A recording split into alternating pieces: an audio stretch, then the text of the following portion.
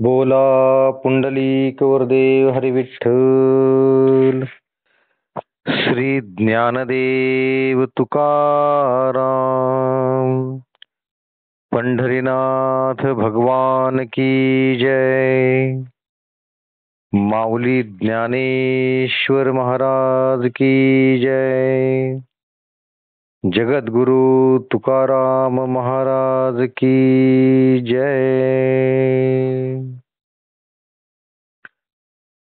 ज्ञानेश्वरीचा अध्याय 17वा. या 17व्या अध्यायाचं आपण वाचन आणि निरूपण करत आहोत. या अध्यायाचं नाव आहे श्रद्धा त्रय योग.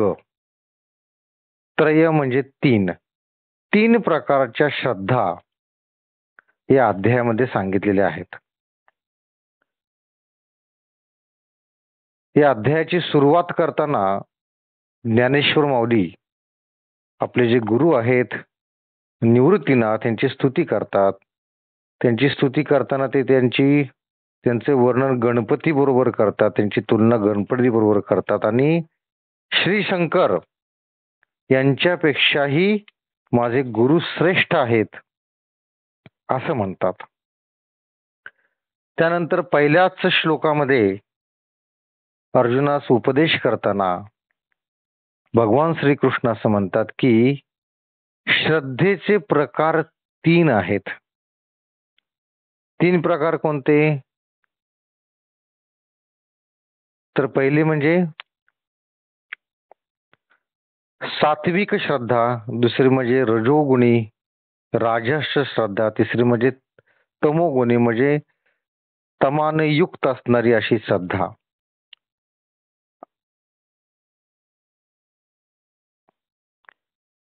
आता हे जे श्रद्धेचे जे 3 प्रकार आहेत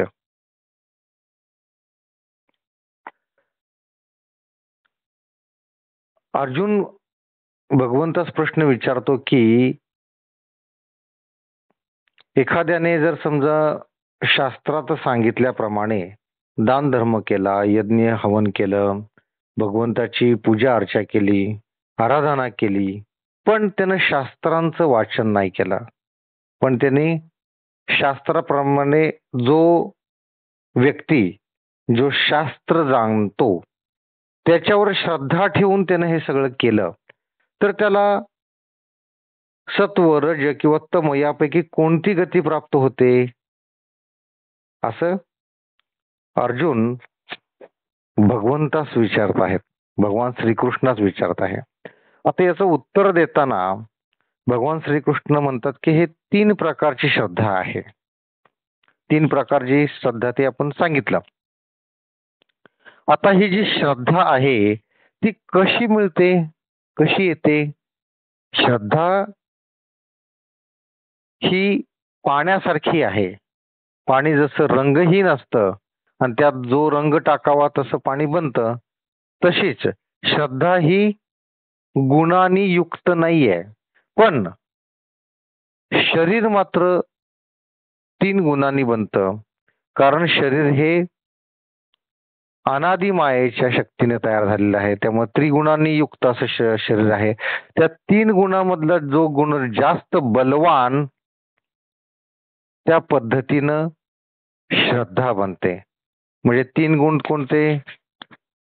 सात्विक, राजस आणि तामस. त्यातला जो गुण बलवान त्या पद्धतीची श्रद्धा बनते आणि जी श्रद्धा जशी बनते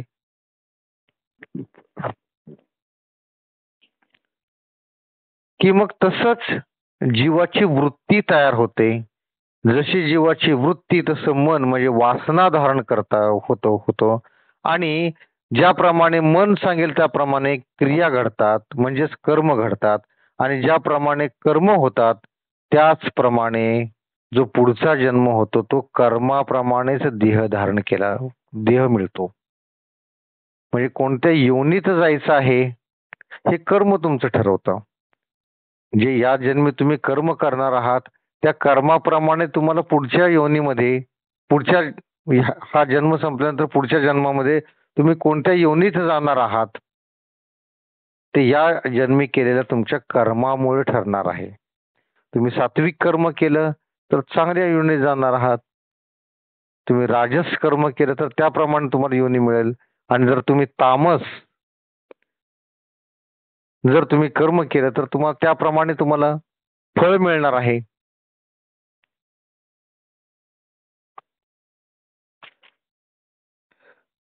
आता ही श्रद्धेची जी 3 लक्षणं आहेत, म्हणजे एखादी व्यक्ती कोणत्या श्रद्धेचा आहे ते ओळखायचं कसं, तर त्याची लक्षणं आहेत. जो सात्विक असतो ते देवांची पूजा करतो. जो राजस असतो, राजस श्रद्धेने जो युक्त असतो तो यक्ष राक्षसांचे पूजन करतो. आणि जे बाकीचे तामस जन जे आहेत ते भूतगण, भूत प्रेत यांची पूजा रात्रीच करतात. आणि हे जे भूत प्रेताची जी पूजा करणारी लोक असतात ते अतिशय कठोर निर्दयी असे लोक असतात. मग ते काय करतात की जिवंत मुलाला, जिवंत प्राण्याला बळी म्हणून देवापुढं ते कापतात, त्यांचा जीव घेतात. मग भगवंत असं म्हणतात की आणि दुसरं अजून ते 7-7, 8-8 दिवस उपाशी राहून आणि अधिष्ठान करतात. भगवंताला प्रसन्न करून का आपला जो वर आहे, जे त्याने नवस बोललेला आहे तो पूर्ण करण्यासाठी अशा पद्धतीचा अघोरी सगळ्या गोष्टी करतात. तर त्यावर भगवंत असं म्हणतात की ते जो अनुष्ठान करतो, 7-7, 8-8 दिवस उपाशी राहतो, उपवास करतो, त्याच्यातही मीच आहे. त्याच्यात त्याच्या आत्म्यात सुद्धा मीच आहे. आणि ज्याचा बळी त्यानं दिलेला आहे त्याच्या सुद्धा अंतःकरणामध्ये मीच आहे. तर हे जे तामसी लोक आहे ते अशा पद्धतीनं दोघांनाही त्रास देतात. म्हणजे दोघांना म्हणजे दोन्हीकडं भगवंतच आहेत. याच्याही मनात भगवंत आहेत आणि ज्याचा बळी दिलेला आहे त्या प्राण्याच्याही मनामध्ये, आत्म्यामध्ये भगवंताचाच वास आहे. तर अशा पद्धतीने हे तामसी लोक भगवंतालाच त्रास देतात. आता जे सात्विक लोक आहेत, जे देवांचे पूजन करतात, त्यांना देवगतीस ते जातात. आणि जे रजोगुणी लोक आहेत,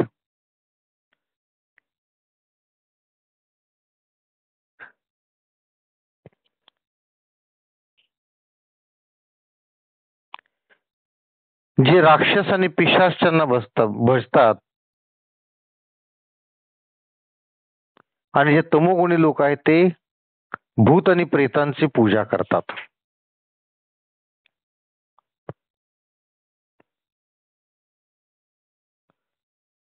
आता हे जे रजोगुणी लोक आहेत ते किंवा तामसी जे लोक आहेत त्यांना देवदेव म्हणा, मंत्रपठण म्हणा, यज्ञ म्हणा, अशा गोष्टी अजिबात आवडत नाहीत.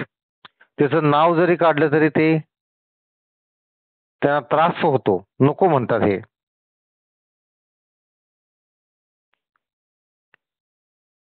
आणि हे जे रजोगुणी लोक असतात ते इच्छेप्रमाणे काम करतात.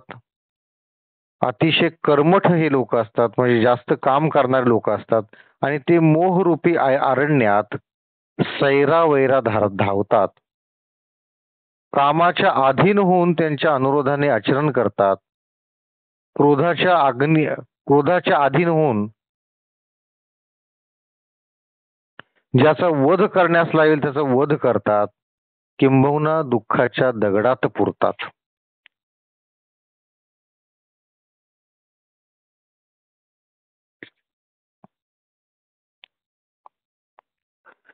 अशा पद्धतीने ते स्वतःच्या शरीरास आणि दुसऱ्याच्या शरीरास सुद्धा दुःख देतात. आणि दोन्ही शरीरामध्ये जो आत्मा आहे तो त्या आत्मा अंश म्हणून भगवंतच असतात. अशा पद्धतीने ते भगवंताला असा त्रास देतात. आता हे जे सात्विक, रजो किंवा तामस हे गुण बनतात कसे किंवा त्याची वाढ कशी होते, तर त्यासाठी आहार सुद्धा जबाबदार आहे. जसं आपण खाणार, जे पोटात घालणार तसंच ओठातून बाहेर येणार. त्यामुळं आहार महत्वाचा आहे. तर तुम्ही आहार कोणता घेता त्याच्यावरून तुम्ही राजस आहात, तामसी आहात की सात्विक आहात हे समजतं. तर आजच्या भागामध्ये आपण तेच पाहणार आहोत की आहारावरून सुद्धा आपल्याला माणसं लक्षात येतं की कोण कसा आहे तो. तर आज भाग नंबर 5 मध्ये आपण तेच बघणार आहोत. त्यासाठी श्लोक नंबर 7 त्याचा आपण श्लोकार्थ पहिल्यांदा वाचूयात. प्रत्येकाच्या आवडीचा जो आहार तोही 3 प्रकारचा असतो. त्याचप्रमाणे यज्ञ, तप आणि दान हे सुद्धा 3 प्रकारचे आहेत.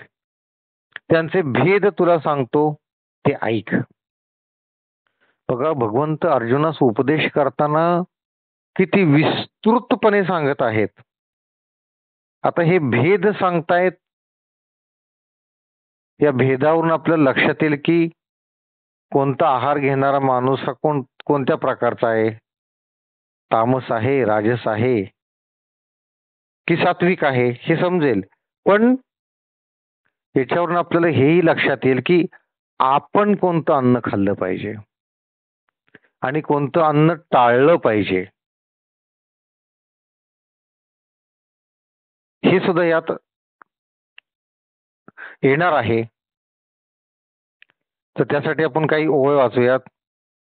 आणि एक सरे आहारा कैसे नीतीनी मोहरा जालिया तेही वीरा रोकडे दाऊ तरी जेवणाराची या रुची निष्पत्ती की बोनियांची आणि जेवितात गुणांची दासी येथ जो जीव करता भोगता तो गुणास्तव स्वभावता पावनिया त्रिविधता चेष्टे त्रिधा म्हणून त्रिविध आहारू यज्ञ हो त्रिप्रकारू तपदान हन व्यापारू त्रिविधची ते पै आहार लक्षण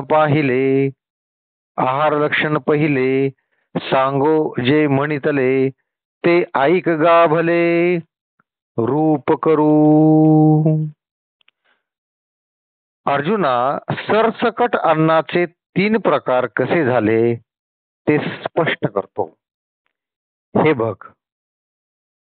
बघ, जेवणाराच्या रुचीप्रमाणे अन्न तयार करावे लागते आणि जेवणारा तर गुणाचा दास आहे. तो जीव करता व भोगता आहे. तो स्वभावताच गुणांच्या अनुरोधाने 3 प्रकारच्या चित्तवृत्ती धारण करून वागतो. म्हणून आहार 3 प्रकारचा, यज्ञ, तप व ज्ञान हे सुद्धा 3 प्रकारचे आणि व्यापार ही 3 प्रकारचेच आहेत. परंतु प्रथम तुला जे आहाराचे लक्षण सांगू म्हटले ते स्पष्ट करून सांगतो.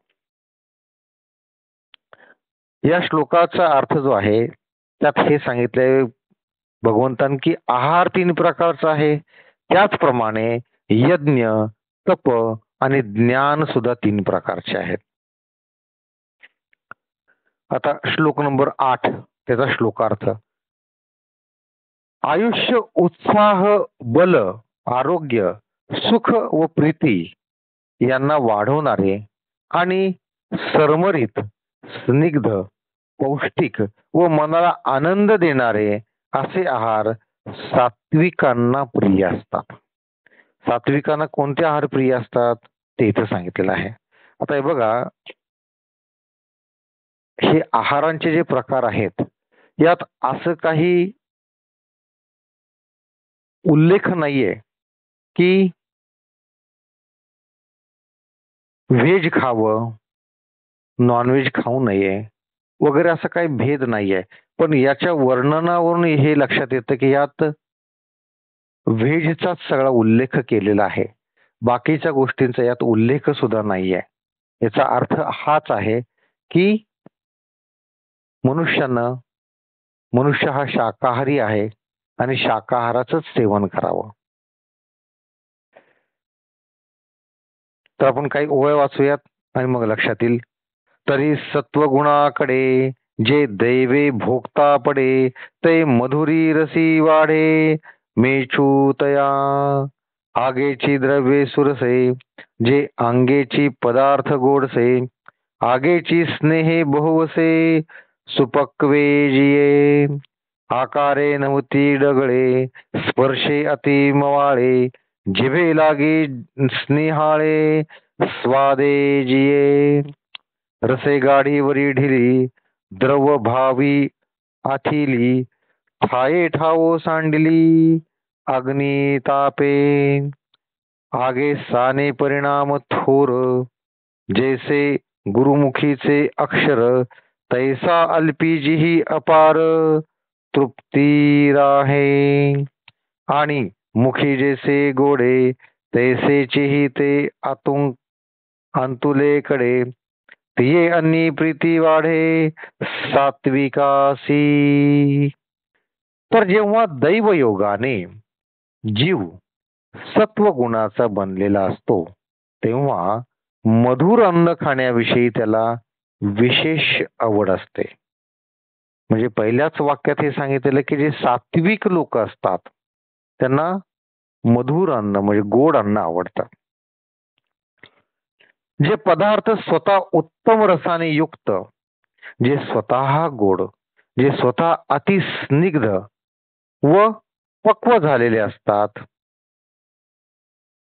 असे पदार्थ सात्विक लोकांना आवडतात. काय सांगितले बघा, जे पदार्थ स्वतः उत्तम रसाने युक्त, जे स्वतः गोड, जे स्वतः अतिस्निग्ध व पक्व झालेले असतात. उदाहरणार्थ आंबा गोड असतो, रसाने उत्तम युक्त असा असतो, अर्थात त्यामध्ये स्निग्धता नसते. स्निग्धता असणारे पदार्थ म्हणजे जसे आपण श्रीखंड खातो त्यात स्निग्धता असते. आपण खीर खातो जी गोड असते त्यात स्निग्धता असते.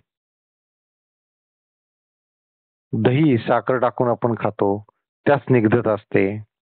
तर हे जे पदार्थ आहेत हे उत्तम रसाचे, गोड आणि स्वतः अतिस्निग्ध आणि पक्व झालेले. चिकू घ्या, चिकू गोड असतो, पिकलेला चिकू चांगला लागतो. असे पदार्थ, असे फळं.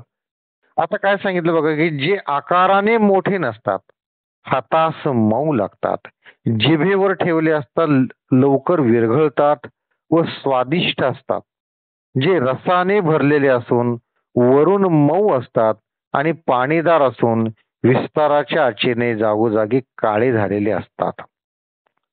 आता यात फळांचा विचार केला तर मोसंबी आहे की जी मऊ असते, रसाने भरलेले असते आणि मधुर असते. संत्री, मोसंबी, चिकू, आंबा हे फळांमध्ये हे सगळे पदार्थ या या कोष्टकात बसतात.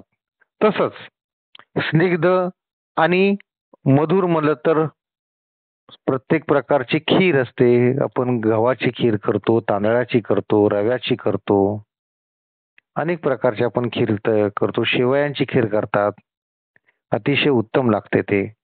हे पदार्थ गोड असतात. तसे श्रीखंड, आम्रखंड हे पदार्थ गोड असतात, चवीला रुचकर लागतात.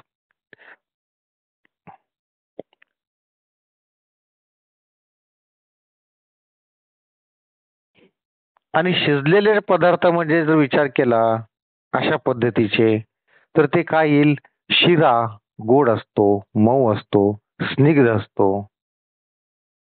तर असे पदार्थ हे जे सात्विक लोक असतात त्यांना आवडतात. म्हणूनच आपण सत्यनारायणाला वगैरे शिरा करतो, त्यात केळी कुस्करून घालतो, किती छान लागतं बघा ते. असं म्हणतात की सत्यनारायणाला जो शिरा करतात तसा शिरा परत कधीच बनत नाही. जी चव सत्यनारायणासाठी आपण शिरा बनवतो त्याची जी चव लागते तशी चव परत आपल्याला परत एक एरवी कधी शिरा करा तशी चव आपल्याला लागतच नाही. तसंच मुगाच्या डाळीचा शिरा असतो, स्निग्ध असतो, गोड असतो, रुचकर असतो. कितीतरी गोड पदार्थ आहेत, मिठाई आहेत, कितीतरी प्रकारचे. आपण लोण्यामध्ये सुद्धा साखर किंवा गूळ टाकून खातो. फार सुंदर लागतं ते. तर हे जे सगळे पदार्थ आहेत हे सात्विक अन्न आहे आणि हे खाल्ल्यानंतर मनुष्य अगदी तृप्त होऊन जातो. पुरणाची पोळी आहे बघा. पुरणपोळी आपण करतो. त्यात दूध, तूप, गुळवणी घालून कुस्करून खातो. किती छान, किती सुंदर लागते बघा. आपल्या हिंदू सणांमध्ये म्हणजे जवळजवळ आपले मोठे जरी सण काढले तरी जवळजवळ 12-15 सण आहेत. तर प्रत्येक सणाला आपण पोळ्या करतो. पुरणपोळ्या करतो. किती सुंदर लागतात त्या पोळ्या. तर हे सगळे सात्विक पदार्थ आहेत आणि ते खाल्ल्यानंतर तृप्त होतो आपण. आणि जे खाते वेळेस तोंडास गोड लागते तसे परिणामही गोडच असतात. हे खाताना तोंडास जे गोड लागतं त्याचे परिणाम सुद्धा गोडच असतात. त्या अन्नाविषयी सात्विकांची विशेष प्रीती असते. असे अन्न खाण्यास सात्विक लोक त्यांना आवडतं असं अन्न खाण्यासाठी. याप्रमाणे सात्विक मनुष्याला आवडणाऱ्या पदार्थांची गुणलक्षणे होत. अशा पदार्थाचे सेवनापासून आयुष्याचे बल नित्य वाढते. आता हे असे पदार्थ खाल्ल्यानंतर परिणाम काय होतात ते सांगितलं की बल नित्य वाढते. रोज तुमचं ताकद वाढत जाते. अशा सात्विक रसरूप मेघांची जे जे देहावर वृष्टी होते तो आयुष्यरूप नदीस दिवसेंदिवस पूर येतो. काय सांगितलं बघा. अशा सात्विक रसरूपी मेघांची म्हणजे सात्विक रसाने युक्त असणारं अन्न जर आपण नेहमी खाल्लं तर काय होतं. तर इथं असं हे सांगितलेलं की रसरूपी मेघांची जो देहावर वृष्टी होते. म्हणजे नेहमी जर आपण सात्विक अन्न खाल्लं तर आयुष्याच्या नदीस दिवसेंदिवस पूर येतो. म्हणजे आयुष्य वाढतं. सात्विक अन्न खाल्ल्यानं निरोगी आयुष्य वाढतं. नुसतं आयुष्य नाही, निरोगी आयुष्य वाढतं. हे सुबुद्धिमंता ज्याप्रमाणे दिवसाची उन्नती होण्यास सूर्य कारण आहे त्याप्रमाणे तत्वाचे रक्षण करण्यास हाच आहार योग्य आहे. हाच आहार योग्य आहे असं सांगितलेलं आहे. आपण बोलता बोलता थोडस पुढे गेलेलो आहोत. परत काही ओळ वाचूयात आणि मग आपण पुढे जाऊयात.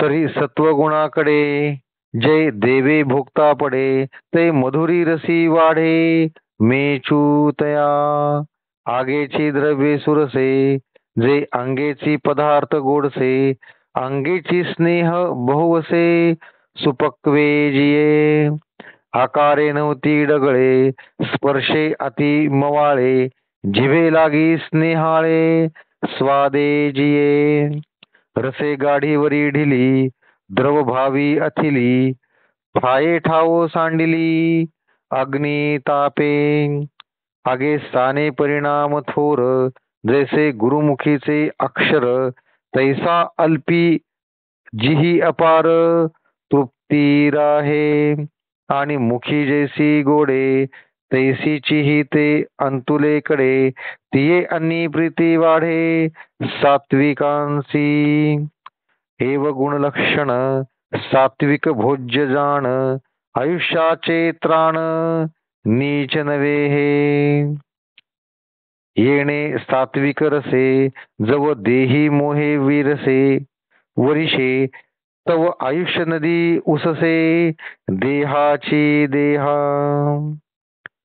तत्वाची एकीर पातळी कारण हाची आणि शरीर हनुमान हाची अन सुमती दिवसाची उन्नती भानू जैसा आणि शरीरा हनुमानसा बळा पै कुवासा हा आहारू तरी दशा कैची रोगा हा सात्विकू होय भोग्यू, तेची भोगावया आरोग्यू, शरीरासी भाग्यू, उदयले जाणो.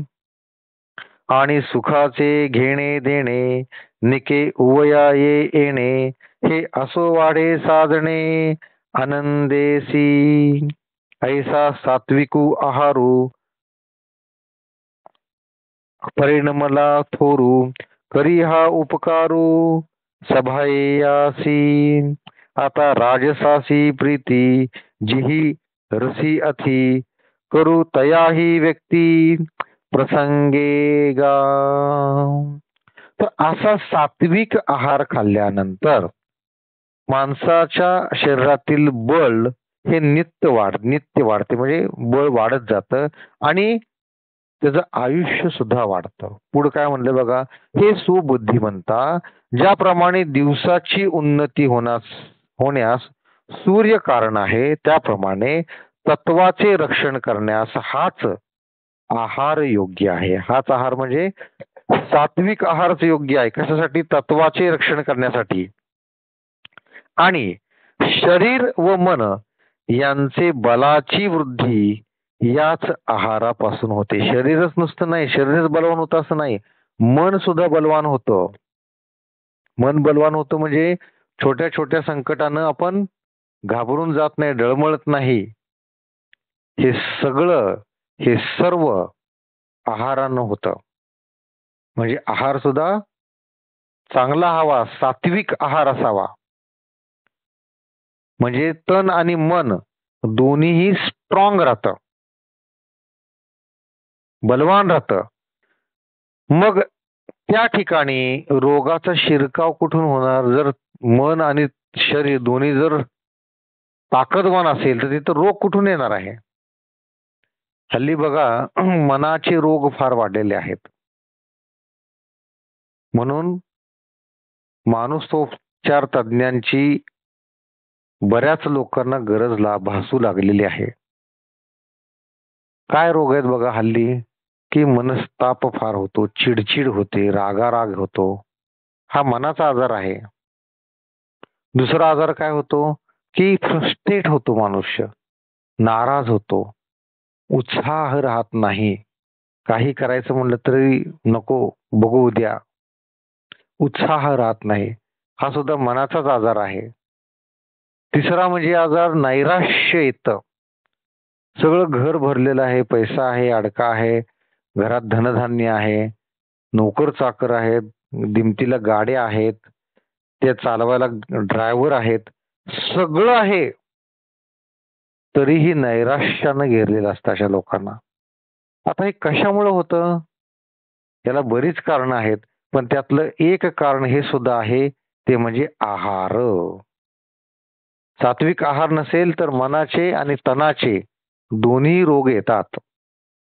ते तिथं सांगितलेलं आहे. मन आणि तन जर दोन्ही बलवान करायचं असेल तर सात्विक आहार घ्या असं सांगितलेलं आहे. आणि मग त्याच्या सर्व व्यापारांचा विस्तार सुखमय होतो. फार काय तर त्याची आनंदाबरोबर मैत्री होते सात्विक आहार केल्यानंतर. याप्रमाणे या सात्विक आहाराचा परिणाम थोर असून तो शरीराला अंतर्बाह्य सुखकर होतो. आता राजस गुणाच्या मनुष्याची कोणत्या अन्नावर भक्ती असते ते तुला प्रसंगानुसार स्पष्ट करून सांगतो. यासाठी आपल्याला अध्याय नंबर श्लोक नंबर 9 वाचावा लागेल.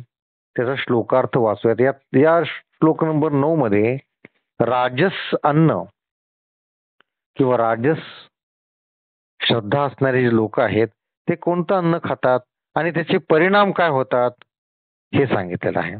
आता बघूया त्याचा अर्थ. पहिल्यांदा, अतिशय कडू, आंबट, खारट, उष्ण, तिखट, वृक्ष व जळजळणारे आणि दुःख, शोक व रोग यांना उत्पन्न करणारे असे आहार राजसांना प्रिय असतात. हे असे अन्न हे राजस लोक हे असं अन्न खातात. तरी मारे उणे काळकूट, तेणे माने जे कडुवट, का चुनियाहून दासट आमलहन, कणिकिते जैसे पाणी तैसेची मीठ बांधाया आणि तेतुलीच मिळवणी रसातरांची, ऐसे खारट आपडे राजसातया आवडे, उष्णाचे मिशे तोंडे आगीची गिळी. तर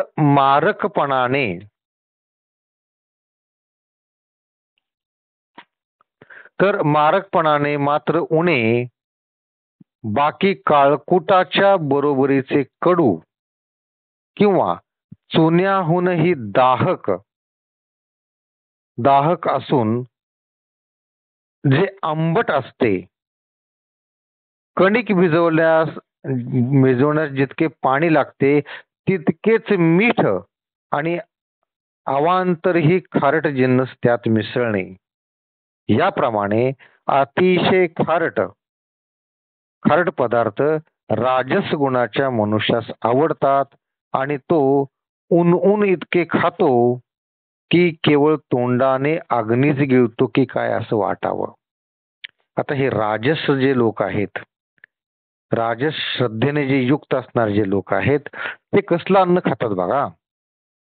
अतिशय कडू आणि चुन्याहूनही दाहक असणारे असं अन्न खातात. उदाहरणार्थ काय, की आपण ते थम्सअप वगैरे पिताना बघा ते चरचरत जातं खाली, दाह करतं ते. अजून दाह कशानं होतो, तिखट खाल्ल्यानं. असं अन्न हे खातात. आणि कडू म्हणजे काय, ज्या गोष्टीचा आपण उच्चार करत नाही, ज्या गोष्टीने नशा येते, जी गोष्ट पिल्यानंतर मनुष्य माणसात राहत नाही, बरळत जातो, गटारीत पडतो, रस्त्यात पडतो, ती गोष्ट कडू असते. जे घेतात त्यांना विचारा, ती गोष्ट कडू असते. म्हणून इथे सांगितलं, हे जे राजस लोक असतात हे अशा कडू आणि चुन्याहूनही दाहक आणि आंबट अशा गोष्टींचं सेवन करतात आणि खारट पदार्थ खातात. आता खारट पदार्थ म्हणजे कुठले बघा, आपण जे पॅकेट मधले चिप्स खातो किंवा चिप्स असतात, कुरकुरे असतात,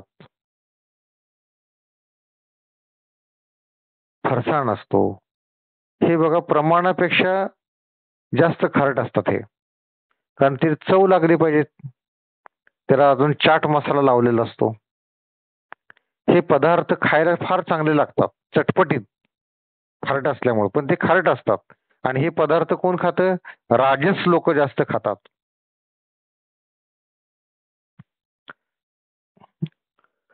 वाफेची या सिगे वातीही लाविल्या लागे, तैसे उन मागे राजसू तो,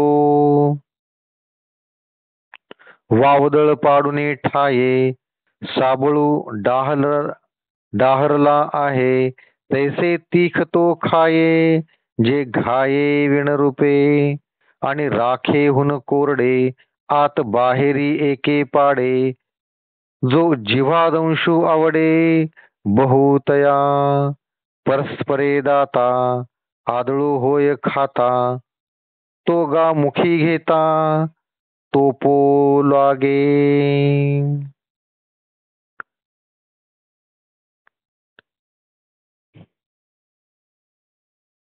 ज्या पदार्थातून इतक्या वाफा निघतात की त्याचवर दिव्याची वातही लावता येईल, असे ऊन पदार्थ राजस गुणाचा मनुष्य खावयास मागतो. गरम गरम पाहिजे म्हणतो खायला. जेवण कसं पाहिजे, गरम गरम, तव्यातून पोळी डायरेक्ट ताटात, गरम गरम पाहिजे. आमटी एकदम गरम गरम उकळलेली पाहिजे, भाजी एकदम गरम गरम पाहिजे. मग ते खाताना डोक्यातून चेहऱ्यावरून घाम पडतो टप टप टप टप, तरी ते खात असतात, कारण गरम गरम आवडतं या राजस लोकांना.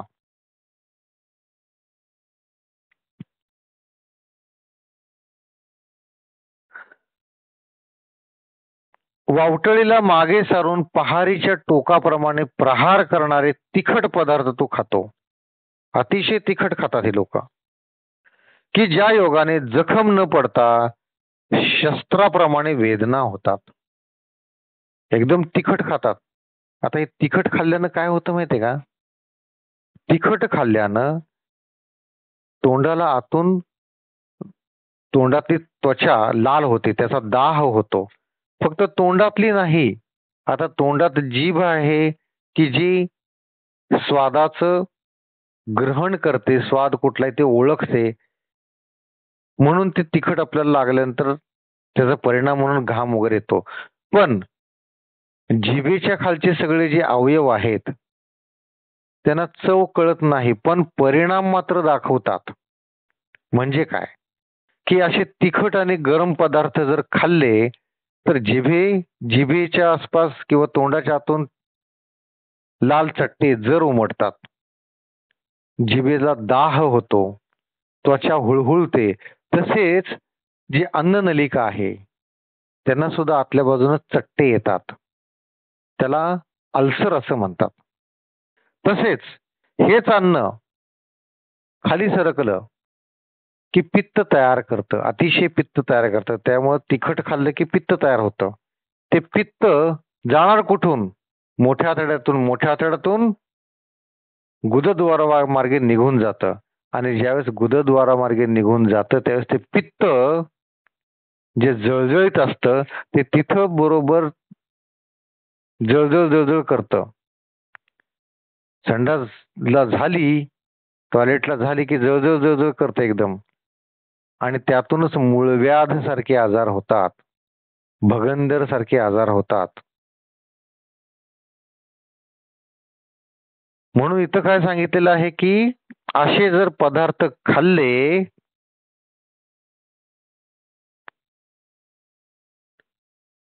तर जखमा पडतात आणि शस्त्राप्रमाणे वेदना होतात. बघा, जखमा होतात, तोंडात पण जखमा होतात आणि जिथून अन्न बाहेर जातं तिथं सुद्धा जखमा होतात. मूळव्याध म्हणजे काय? तेच आहे. किंवा भगेंद्र म्हणजे काय? जखमच आहे तिथली, आपली चट्टे उमटतात तिथे.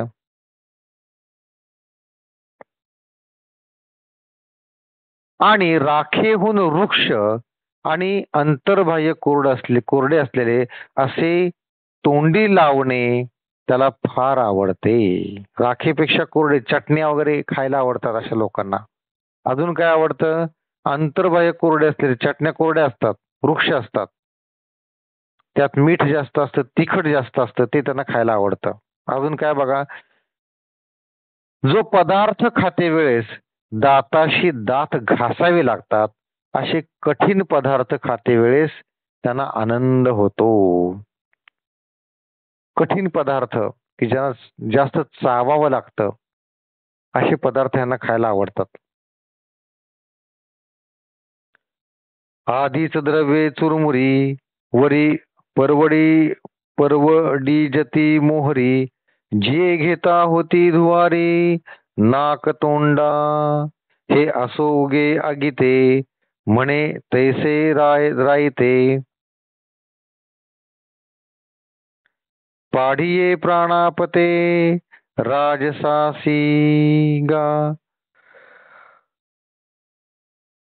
बघा, हा जो श्लोक आहे, हा 9वा श्लोक, हा अजून संपायला वेळ आहे आणि आपण जर त्याचं निरूपण करत राहिलो तर बराच वेळ निघून जाईल आपला. तर आज आपण इथंच थांबूयात आणि उद्या, आता आपण आजच्या भागामध्ये हे जे आता जे आपण पाहिलेलं ते जे राजस लोक आहेत त्यांचं अन्न काय आहे, ते कशा पद्धतीचं अन्न खायला आवडतं त्यांना, ते आपण पाहत होतो. आता ह्याचे परिणाम जे आहेत ते आपल्याला उद्या आपण त्याचा अभ्यास करणार आहोत, निरूपण करणार आहोत. तर आज आपण इथंच थांबत आहोत. आजच्या भागामध्ये आपण जे सात्विक लोक आहेत त्यांचं अन्न कोणतं असतं? मऊ, गोड, मधुर, पिकलेलं, स्वादिष्ट, जे खाल्ल्यानंतर पोट भरल्याचं समाधान होतं, असं सात्विक अन्न खाणारे लोकांचं, जे सात्विक गुणांनी युक्त लोक असतात ते सात्विक श्रद्धेने जे युक्त असतात ते लोक हे असं सात्विक अन्न खातात. त्याचे परिणाम काय होतं की मन आणि शरीर दोन्हीही बलवान होतं, आयुष्य वाढतं आणि शरीर आणि मन दोन्हीही निरोगी राहतं.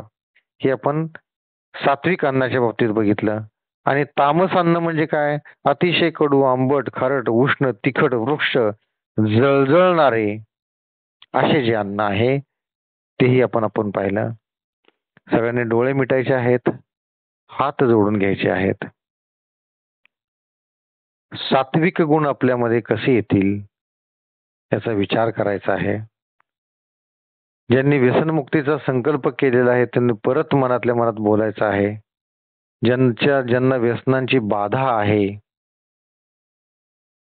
सगळ्याच प्रकारची व्यसनांची, कोणत्याही प्रकारचा असतो, त्यांनी व्यसनमुक्तीचा संकल्प घ्यायचा आहे. आज शिवरात्री आहे, चांगला दिवस आहे. अशा चांगल्या दिवसामध्ये काही ना काहीतरी चांगला संकल्प घ्यायचा असतो. ज्यांना खोटं बोलायची सवय आहे त्यांनी आजचा संकल्प घ्या, खोटं बोलायचं नाहीये. ज्यांना इतरांचं चांगलं बघवत नाही, असूया ज्यांच्या मनात आहे, त्यांनी आज संकल्प घ्या. ज्यांना राग येतो त्यांनी आत्ताचा संकल्प घ्या, कारण आज शिवरात्री आहे. भगवंत तुमच्या या संकल्पाला बळ देणार आहे. बोला पुंडलिक वरदेव हरी विठ्ठल. श्री ज्ञानदेव तुकाराम. पंढरीनाथ भगवान की जय. माऊली ज्ञानेश्वर महाराज की जय. जगद्गुरु तुकाराम महाराज की जय. सर्व संतों की जय. जय जय रघुवीर समर्थ.